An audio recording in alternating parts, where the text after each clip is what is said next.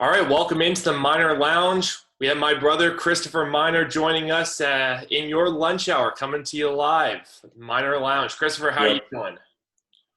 I'm good. I'm good. Just took my last final of college ever. Kind of Congratulations. surreal. Yep. So I'm done. But yeah, Andrew caught me eating lunch, so hope you guys don't mind me eating. Even though we specifically scheduled for this time frame, but that's all right. I know. It's the It's lounge, fine. casual. We're keeping it casual, and the Baylor Bears are keeping it casual, just kind of casually blowing out top five teams. Christopher, Baylor beat Illinois, number 5 Illinois by 13. What were your thoughts on that game? That was a really fun game to watch. Illinois is a really good basketball team, and I'm sad that their big guy didn't get to play as much, but that's on him. Got to stay out of foul trouble. The other big guy was insane too, so it's like I'm so happy with this win because that's a really good team. And for a minute there, like we're just going blow for blow, but kind of was able to blow away. My biggest takeaway is our best guy, or well, you can argue, but our best guy, Jared Butler, did not play stellar, and we still won. And I just think we have a lot of depth, which was fun to see. Yeah, well, he didn't play stellar in the second half. He wasn't perfect, lights out shooting in the first half, but he did have 10 points in the first half, and that was kind of the story of the game. Right? Baylor has all of these guards, right? A quartet of the best quartet of guards in the nation, a sextuplet, if you will, if you include Matthew Meyer, and LJ Cryer off the bench. Really, just 6 guards that could go off at any time. Butler only had 2 points in the second half, but he had 10 in the first. Mitchell and Teague, I think, each had 3 points in the first half, but they were close to double-digit scores in the second half. And then Adam Flagler was pretty even. I think he was the most consistent guard for Baylor, player for Baylor against Illinois across both halves. He had 7 and then 11 in the second half for a game high 18. A lot of 3-point shots definitely in the second half as well. What do you think? You said, hey, were we trigger happy last year? We kind of had that discussion in the first preview. What were your thoughts, as of how trigger happy we are here? Yeah, we didn't seem we were taking the ball to the rack. A lot of good finishes, but I was frustrated when I think Bullis and the other guy was calling him Everyday John just because they didn't want to say his last name every time, and I'm not even going to try to pronounce it. But he had missed layups. Mark Vital had missed layups. We had a lot of missed layups, which was frustrating. But I didn't think we took too many threes. I think Jared Butler didn't hit a three. I think he missed all his 3-point attempts. He did. Yeah. So he didn't hit any. But Flagler is awesome. I didn't know. And I hope he gets better. And I was just – some of the shots he was taking was like, wow, like that's just impressive. So, no, not too many threes. I mean, the big concern is our kind of inside presence because we could not stop 15 in the first half. Georgie. We maybe like limited him in the second half, but I mean that's going to be a concern because Vital, I mean he's only 6'5", and then Everyday John was like okay, and I don't really like when Flo Thamba plays, to be quite honest. But I didn't think we were too trigger happy. I liked it. Yeah, I thought it was a good mix, and I definitely talked about a little bit in some of my articles I've written. Bears should just keep bombing away 3-pointers because they can make them, 1, and then 2, that's going to force the defense to come out, which will allow drives to the basket for those floaters and or lobs. So the 3 should really open up the 2-point game for Baylor. Usually it's kind of the other way around, right? You score buckets at the rim, defense collapses inside, then you kick it out for 3s. But this Baylor team, if they can get it going inside and be consistent with those floaters and lobs and some of the post play, interior play, then absolutely they have a chance to do some damage. One note: Jonathan Chamua Chachua. There you go.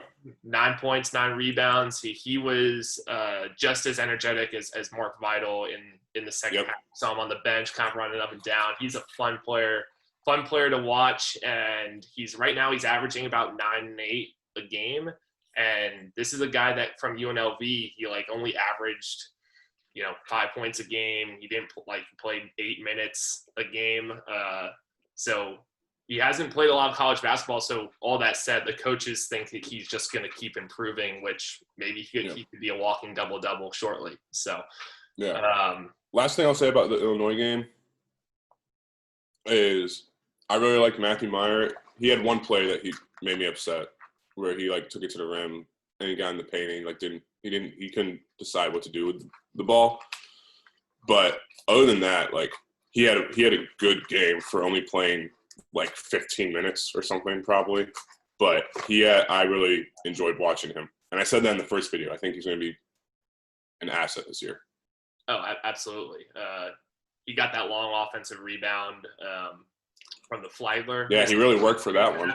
And then he just drained it. And then he had that coast-to-coast where he got a block on the defensive end, coast-to-coast, and laid up a little floater. So he didn't get that offensive rebound. That rebound came to him. It counts as an offensive rebound. I'm just saying, I know. Bounced to him. But that's why you should shoot that's just another reason why Baylor should shoot the threes, because their interior is a little bit smaller. If you get those long rebounds that are out the foul line and the mid-paint area and everything like that, then you can have those rebounds that just bounce into shooters' hands or that are up high and let crashing athletic players. I mean, Vital's crashing the boards every time, and I love it. Yeah, and it's easier for them to crash the boards and get a rebound that's kind of middle paint area for them to jump and get that than if it's just going to fall off the rim. I agree. To a 7-footer or whatever. So, our defense is awesome too. Yeah. Sorry, just one more thing. Our defense and Illinois' defense was really good. They were giving our guards problems. Yeah, very, very good. What we did on Io DeSumo, the All-American for Illinois, held him to at 11. Number 11, crazy hair. Yeah, yep, I believe so. His number was 11. Held him to 3 points in the first half. He had 15 points in the second half, but he only I was going to say, he had 18. Yeah, he had 18. But he only had 3 points in the first half. Just really goes to show kind of what the defense did. One of the best. And Vital was guarding that dude. Yeah. Vital can guard guards, and I love it. Vital is considered the Bears' second. They consider him the second best defender. Second best defender on the team after Mitchell. And Mitchell was 4 for 5 from 3 and played near perfect defense, I would say. There's not a lot of things that Baylor did wrong against Illinois. Illinois is a good team, so of course they kept it close. Baylor had more depth. I think it was the depth. Yeah, it was a very entertaining game. Top 5 matchup, great game, and then we pulled away. It was good to watch. Yep, and that sets up probably the biggest game in Baylor basketball history against Gonzaga. And last year we had the biggest game in Baylor basketball history when they faced Kansas at the Farrell Center last February. Yeah, game day. At the end of February, and game day was there. And now, just a few short months later, we have yet again a game that we're calling the best hyped matchup in Baylor basketball history. So, with that being said, number 1 Gonzaga, you called them overrated, overhyped. Not just this year, but kind of every year historically in our previous preview. Your thoughts, your first impressions on the Zags? Well, obviously I don't do research on Gonzaga preseason. I don't know any of their players. I knew who Suggs was, obviously, and I'm happy he came back out there after he got injured. I want him to play, but the Florida transfer is really good. Nimhart, yeah, he's good, and I didn't know they're just a really good team. on offense. They're still overrated and frauds. You called them But like uh Timmy, yeah. he's good, but he played a pretty impressive game against like a physical West Virginia interior. They're going to be – they are a complete 5 when they're on the floor offensively. Mm-hmm. So nervous about Timmy and then the other like 3-point shooter. But yeah, I don't know. I'm excited. People about to walk in and be loud.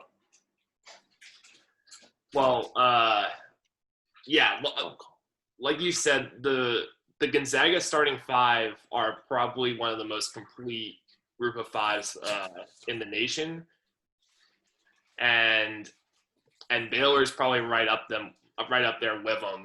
The concern I think for Baylor has got to be the interior play with Drew Timme, 6'10" forward, beast, can kind of work the posts any which way. And they really struggled that with Georgie the other night, the Illini backup center. And then Corey Kispert is also a big guy that can kind of, he's a stretch 4. He can kind of stretch the floor for Gonzaga. He was on that tournament team that Baylor lost to in 2019. So what do you think we need to do inside kind of defensively to stop? I mean, I have a feeling that they're going to try to use Flo Thamba or just try to use, Chama Chachua and hope for the best. You could play one-on-one with John. I kind of saw them doing this with, and I don't know if it was Baylor, if Scott Drew drew it up this way or if they like purposely did it. But they had Vital fronting either 15 or Coachman, I think his name. The guy had foul trouble for Illinois, but Vital was fronting him, and then John was on the other side. So they were kind of double teaming, but then you could do that. I think you just have to play one-on-one defense with John.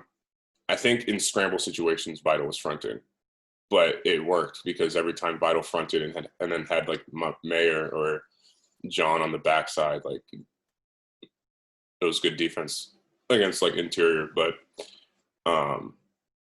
yeah, I think it's playing straight up and then just be physical, like. And then if he gets it, guards can help if he goes towards paint, but if he goes baseline, it's like going to be one-on-one.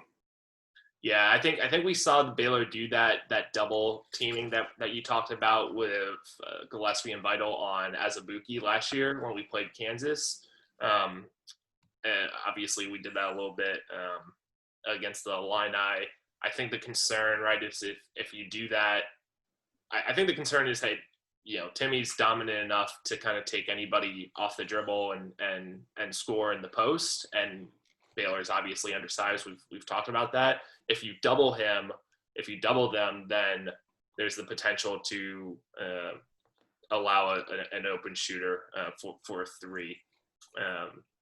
So I think that's the key there. But I will say this, just in today's modern game of basketball, I would rather give that up than give up open looks and open 3-point shots and really let Gonzaga get going. So if we can limit the transition opportunities for Gonzaga and limit the 3-point opportunities for Gonzaga, then I think if Baylor forces Gonzaga into a half-court style offense and a slower game for as many possessions as possible, then I think you just kind of have to live with what's going to happen on the blocks. And that's what you have to do. I think you have to make it a half-court game because that's where Gonzaga really does well in transition. And if the game gets up to like 90 points, it's going to be hard to keep up with Gonzaga. I think this game needs to be in the 60s and 70s, low 70s. Like really.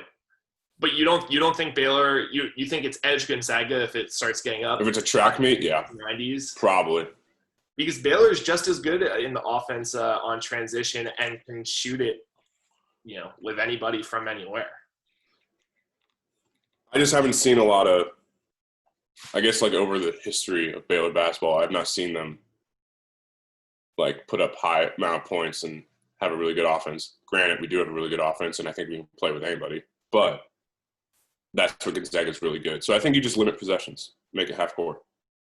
Yeah. Play really good defense. Oh my gosh, there were so many times in Illinois where we played defense for 26, 27 seconds. Great defense, offensive rebound, score. And we have to limit second chance opportunities. We have to. I was really frustrated, especially in the first half. They were getting a lot of just like late, like rebounds that Illinois should not have been getting on the offensive side. It was just like not lazy, maybe some like tough breaks where like the ball goes and bounces, but like we had to limit that because I mean Gonzaga is obviously better than Illinois, so we'll see. I'm excited. Yeah, Illinois got a couple of dead ball offensive rebounds in the first half where like hit Baylor and went out of bounds, so they got to retain possession. But you're right, 8 offensive rebounds. Illinois out-rebounded Baylor in the first half on Wednesday. But credit Scott Drew and the Bears, they were able to turn it around and make adjustments. They actually ended up out-rebounding Illinois, and they held them to, I think, like 3 offensive rebounds in the second half. So that's kind of what they have to do, but for the entire game against Gonzaga. Illinois was a little bit inflated in their ranking because some teams ahead of them lost.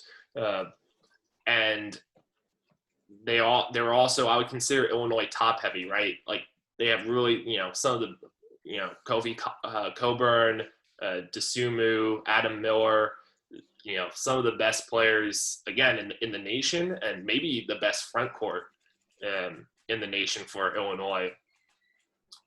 But after that, it kind of trails off. There's no one else, even in the starting 5, that was really going to be a legitimate threat to Baylor, and that's why Baylor's depth kind of won the day there. Yeah. Gonzaga has a tremendous starting 5. Just read it out. The front court, Drew Timme and Corey Kispert. We talked about them.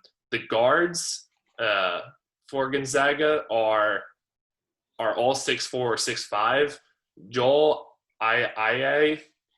Jalen Suggs, the freshman, who's projected to be like the number 2 pick in the NBA Something draft. like that. Yeah. And then Andrew Nembhard, who's the Florida transfer. He had 18 points and I think 7 assists against Baylor when they played last year.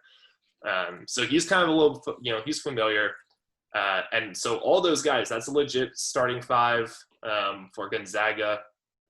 But after that, only 2 other players for the Zags average over 12 minutes a game. So those 5 players, everybody averages 11 plus points a game, with Timme and Kispert averaging 23 and 22 points a game. Nobody else averages more than like 3 points a game for Gonzaga. So it's really those 5 guys. So I think if Baylor can get them in foul trouble, kind of like they did against Illinois, and play them really well defensively, then that's kind of a recipe for success against Gonzaga. What do you think, and what's the key to slowing down Suggs? We're probably gonna have Mitchell on Suggs. I would agree. And then, or, dude, see, the thing is, they switch everything. But I think you really have to collapse on Suggs if he gets by into the lane. But then he's really good at decision-making and dishing the ball out. It's going to be hard. I think you just have, basically I think we're just going to do the same thing we did against Illinois. Just everything's man and you switch except for John or if Flo's in the game. Yeah. Switch everything, which I'm not a fan of, because then I think you get lazy on defense if you're switching everything. But I think that's what we're going to do. And I think we're just going to have the same mindset and game plan for Gonzaga. I don't see anything changing.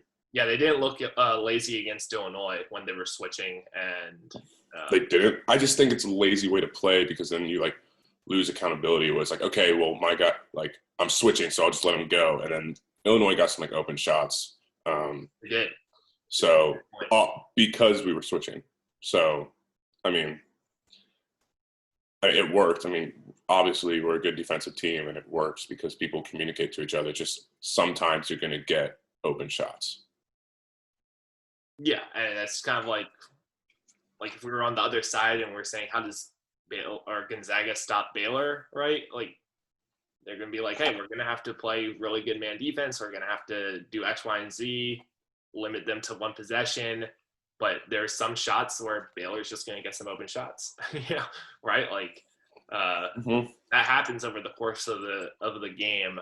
The key for me, I think, is just the inside. Limit their best players, attack them hard on offense. See if you can get the team in foul trouble. Get them playing with some fouls and everything like that. It should be really, really interesting. I wish, for the life of me, I wish the Baylor-Kansas game last year was a 1v2 matchup. It wasn't, but now we get the 1v2 matchup, this year, which, what do you think? I mean, you call Gonzaga frauds, but... Prediction time? Well, first, is this a national championship preview? Can be. I mean, there's so many teams. Gonzaga plays Iowa on December 19th. That could be a championship preview. It could. Like, I know in football they're like, oh, championship previews, because it's like, in football it's more likely those matchups happen. In basketball, anything can happen. So can I see this being a championship? Yeah. Could I see it not? Baylor and Gonzaga not even playing each other in the tournament? Yes.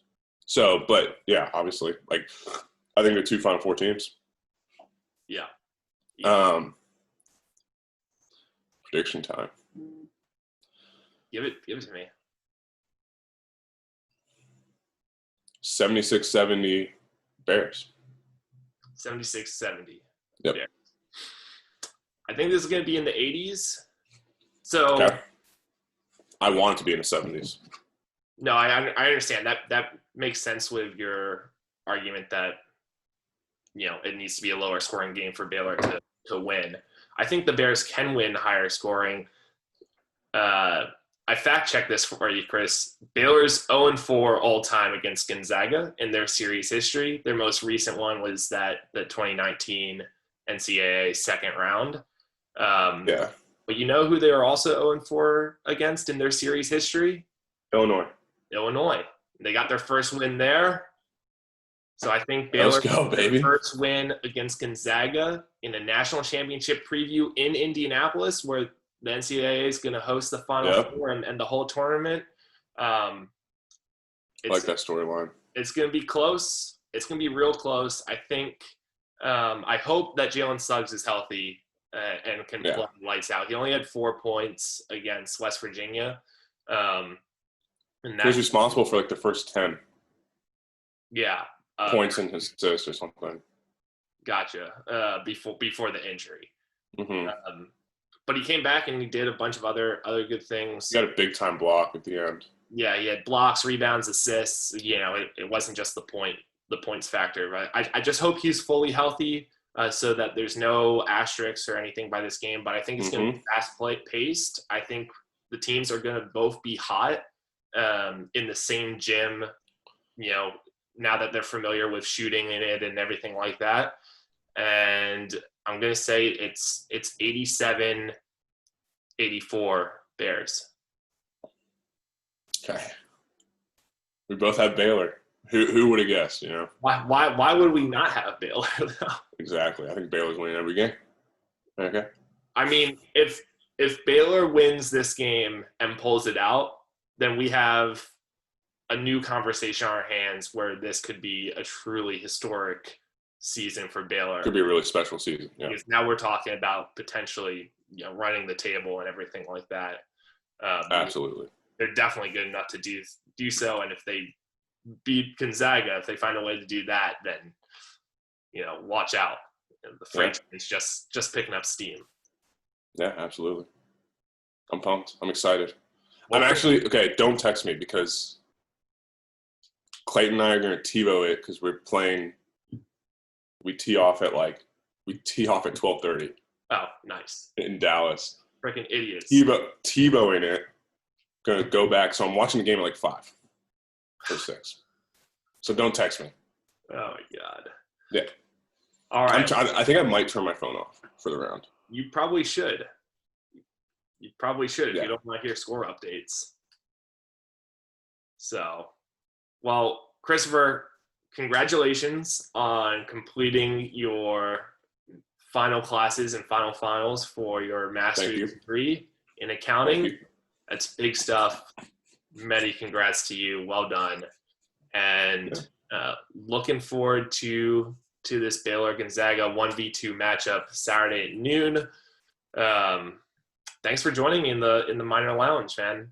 Always great. Absolutely. Always a pleasure. It's fun.